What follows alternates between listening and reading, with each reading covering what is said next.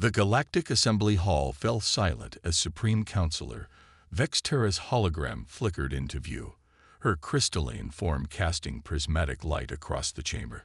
The usual buzz of diplomatic chatter died as the assembled representatives saw her normally pristine facets clouded with stress marks. "The Ardent system has fallen," she announced, her translation matrix barely containing the tremor in her voice. "The Void Hunters consumed everything. Planets, stations, ships, nothing remained." The chamber erupted in panic, representatives from 100 species talking all at once. First speaker Nyrix, a tall being composed of swirling gases, pulsed with anxiety. "That's the third core world lost this cycle.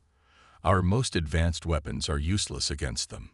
The Void Hunters had appeared 6 months ago, massive entities of pure darkness that devoured everything in their path. They absorbed energy weapons, adapted to shields, and seemed to grow stronger with each victory. The combined fleets of the Assembly had failed to even slow them down.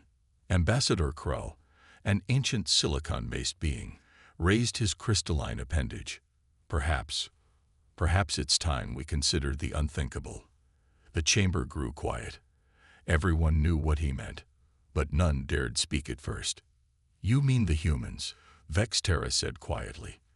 The word itself caused several representatives to activate their personal shields. When humanity had been discovered 50 years ago, the Assembly had quickly classified Earth as a death world and its inhabitants as potentially dangerous. Humans had evolved on a planet that should have killed them 1,000 times over. They survived extreme temperature variations, crushing gravity, and an atmosphere laced with corrosive oxygen. Their bodies could repair grievous injuries, they could eat nearly anything, and they possessed frightening physical capabilities. More worrying was their history of warfare. While most species evolved through cooperation, humans had forged themselves in constant conflict. They seemed to thrive on challenge and combat. The Assembly had carefully limited contact, providing them with basic spaceflight technology, while keeping them at arm's length. "They're savages," protested Representative Zinra, her bioluminescent tentacles flashing with alarm. "Their entertainment involves simulated violence. They deliberately consume toxic substances for pleasure. They expose themselves to radiation for cosmetic purposes. They're survivors," Krall countered. "They master every environment they encounter. They turn weaknesses into strengths. And most importantly, they protect others, even at great cost to themselves." The chamber's AI displayed footage from humanity's brief history of space exploration. Despite their primitive technology, humans had already established colonies on the deadly surfaces of Mars and Venus. They had mining operations in the crushing pressure of gas giants. Their ships were over-engineered to withstand conditions that no sensible species would ever risk. "The Void Hunters adapt to our advanced technology," Vexterra said thoughtfully. "But how would they handle primitive projectile weapons? Explosive devices, chemical agents, the very things we considered too barbaric to use." First speaker Nyrix's gaseous form swirled faster.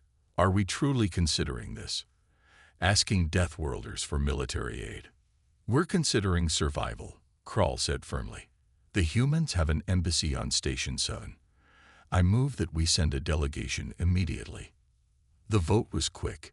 Fear of extinction proved stronger than fear of humans. Within hours, the delegation was assembled. Krell, Nyrix, and a dozen others chosen for their diplomatic experience. Their ship dropped out of FTL near Earth's solar system, where a primitive but sturdy human defense platform awaited them. "Human control, this is Assembly Diplomatic Vessel Eternal Dawn requesting emergency audience," Nyrix transmitted. There was a brief pause before a surprisingly cheerful human voice responded.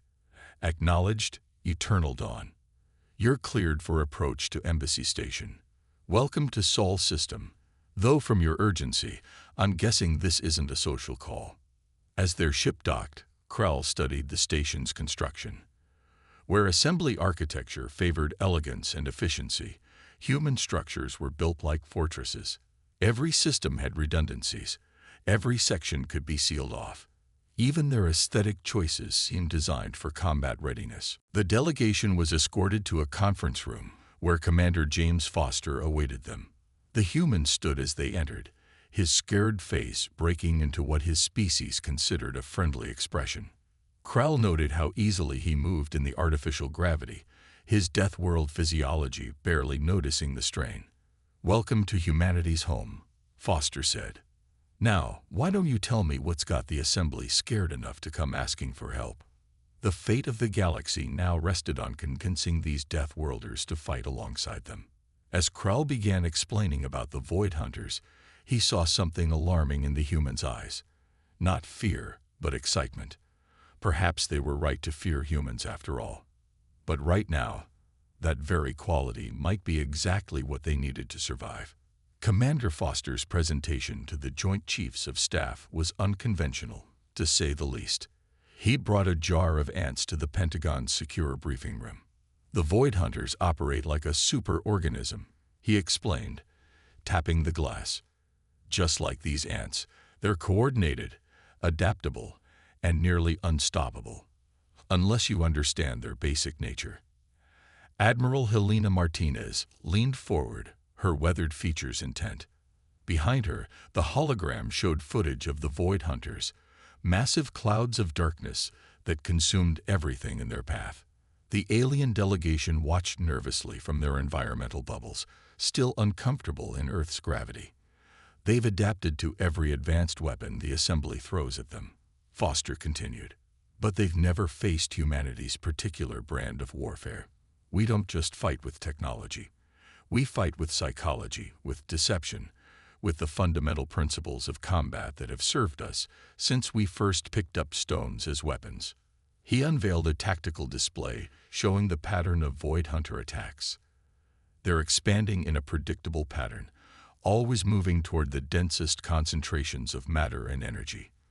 Like any predator, they follow the food. "You want to bait them," General Rodriguez said, nodding appreciatively. "Set a trap." "Better," Foster grinned. "I want to go hunting. The Assembly's been fighting a defensive war, trying to protect everything at once. That's exactly what the Void Hunters expect. They've never faced an enemy that actively hunts them back." Ambassador Krell's crystalline form vibrated with confusion. "Your ships are primitive compared to ours. Your weapons are based on chemical explosives and kinetic impacts. How can this possibly work against beings that consume energy itself?" Lieutenant Sarah Wong stepped forward, bringing up technical schematics. "That's exactly why it will work. The Void Hunters adapt to energy weapons by absorbing and redirecting the energy. But physical damage, that's different. You can't adapt to a bullet by absorbing its kinetic energy, not when that energy is already transferring through your form." The briefing room erupted in heated discussion. The alien delegation struggled to understand how primitive weapons could succeed where their advanced technology had failed. The military leaders, however, were already seeing the possibilities. "We'll need to modify our ships," Admiral Martinez said. "Strip out the fancy stuff. Go back to basics. Railguns, tactical nukes, even conventional explosives. And we'll need bait," Foster added. "Something too tempting for them to resist." He looked meaningfully at the alien delegation. First Speaker Narix's gaseous form swirled with alarm. "You want to use our advanced technology to lure them. The Assembly's most powerful ships, bright and tempting," Foster confirmed, "while humanity's primitive fleet waits in ambush. They'll never expect an attack from technology they consider beneath their notice." The plan took shape quickly. Earth's military-industrial complex, dormant since the last major conflict, roared to life. Shipyards began retrofitting vessels with obsolete weapon systems. Training centers filled with soldiers learning to fight an enemy that defied physics itself. The aliens watched in fascination and horror as humanity prepared for war. They saw training exercises where soldiers practiced fighting in total darkness, learning to rely on instincts honed by evolution on a death world. They witnessed weapons tests that emphasized overwhelming force over elegant efficiency. "Your people seem to be enjoying this," Krell observed as another test detonation lit up the New Mexico desert. Foster shrugged. Humans thrive on challenges. You gave us the stars, but you never gave us a reason to really push ourselves. Now we have one. The first fleet of modified ships launched within weeks. They were ugly by assembly standards, bristling with physical weapons, armored instead of shielded, built to survive rather than impress. Earth's contribution to galactic warfare looked like a step backward in evolution. But as Foster watched his fleet depart, he smiled. The Void Hunters had never faced an enemy that evolved on a death world. They'd never encountered a species that turned survival itself into an art form. They were about to learn why the Assembly had been right to fear humanity, and wrong to keep them at arm's length. "Begin Operation Primal Hunt," he ordered. "Let's show them how we earned our reputation."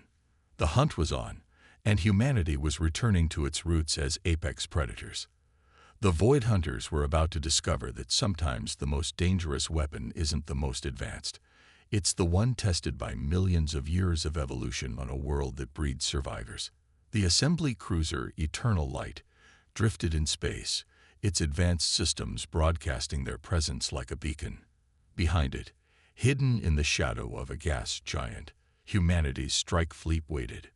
Commander Foster stood on the bridge of his flagship, the Chills, watching the tactical display. The retrofitted warship hummed with kinetic weapons and conventional missiles, technology the Void Hunters had never encountered. "Contact," Lieutenant Wong reported. 3 Void Hunter entities approaching the Eternal Light. The massive dark forms emerged from FTL, exactly as predicted.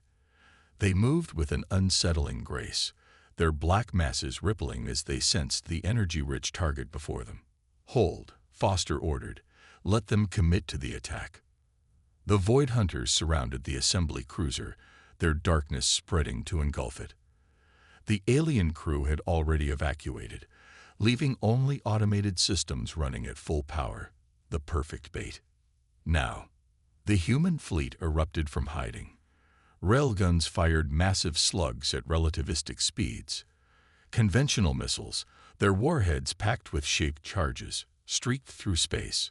Nuclear devices, considered barbaric by Assembly standards, detonated in precisely calculated patterns. The Void Hunters reacted with visible confusion. They had evolved to absorb energy weapons, to adapt to advanced technology. But these primitive attacks relied on fundamental physics: mass, velocity, explosive force. There was nothing to adapt to, nothing to absorb and redirect. The first hunter shattered under the kinetic bombardment, its dark mass breaking apart as physical impacts tore through it. The second tried to engulf a nuclear explosion, only to find its structure ripped apart by the shockwave. The third began to retreat, but Foster was ready. Launched the nets. Massive webs of carbon fiber, nearly invisible against space's darkness, deployed from stealth satellites. The hunter tried to phase through them, but found itself tangled in materials that operated on purely mechanical principles. Physical restraints, Foster explained to the observing alien delegation. No energy fields to absorb, no advanced technology to counter. Just good old-fashioned rope and knots, scaled up for space warfare. The trapped hunter writhed as specialized boarding pods attached themselves to its surface. Teams of humans in heavily armored suits began physical insertion, another concept that baffled the Assembly representatives. "You're sending people inside it?" Krell asked in horror. "Best way to study an enemy is up close," Foster replied. "We need to understand their physical structure, find their vulnerabilities. Can't do that with sensors alone." The boarding teams reported back with crucial data. The hunters weren't purely energy beings. They had physical structures that could be damaged, weaknesses that could be exploited. Most importantly, they showed fear, a primordial response that every predator understood. As the fleet regrouped, Foster studied the battle recordings. "They'll adapt," he warned. "Not to our weapons. They can't change physics. But they'll change their tactics. We need to be ready." The Assembly representatives watched in amazement as humans celebrated their victory with rituals that seemed barbaric. drinking intoxicants, engaging in mock combat, telling stories of the battle with obvious excitement. Your people enjoy this, Nerix observed, his gaseous form swirling with confusion. We're hunters, Foster explained. Always have been. You gave us the stars thinking we'd lost that part of ourselves. But you can't remove millions of years of evolution that easily. Sometimes the old ways are the best ways. The captured Void Hunter was transported to a secure facility on Mars for study.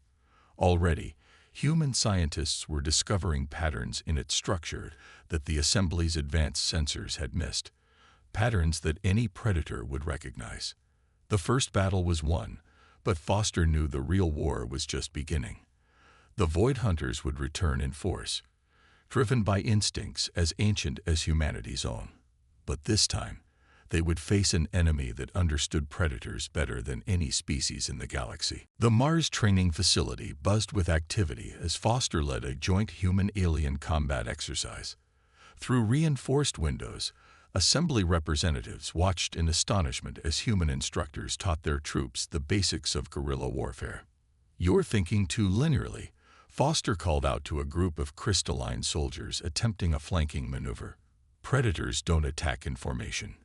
They create chaos, exploit weakness, strike from unexpected angles. The facility's massive training chamber had been configured to simulate space combat conditions. Modified shuttles darted through artificial debris fields while instructors demonstrated Earth's ancient combat principles adapted for void warfare. Lieutenant Wong supervised a group practicing with modified harpoon launchers, simple weapons designed to pierce and hold Void Hunters. Remember, they're not invincible. They're just animals, big, spacefaring animals, but still bound by physical laws. Data from the captured hunter had proved invaluable. Human scientists, approaching the problem with predatory instincts rather than pure technology, had identified crucial weaknesses. The hunters weren't a single entity, but a complex network of smaller organisms working in concert, like a Portuguese man-o'-war scaled up to cosmic proportions.